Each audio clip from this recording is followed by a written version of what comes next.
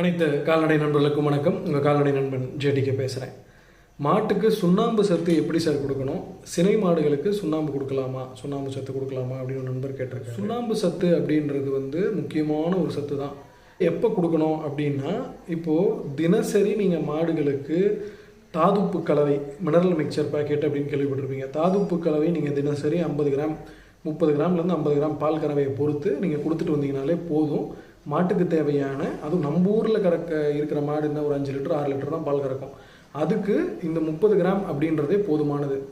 அதுக்கு மேலே பால் கறக்குது, இப்போ 8 லிட்டர் 10 லிட்டர் பால் கறக்குது அப்படின்னா நீங்கள் கால்சியம் டானிக்கு பரிந்துரைக்கப்பட்டால் கொடுக்கலாம். தேவையில்லாமல் கொடுக்கறது தவறு. சினை மாட்டுக்கு கடைசி 3 மாதம் இருக்குது இல்லையா, சினை காலம், அந்த 3 மாதம் முக்கியமாக கடைசி 1 மாதம் இந்த சுண்ணாம்பு சத்தையே கொடுக்கக்கூடாது. நன்றி, வணக்கம்.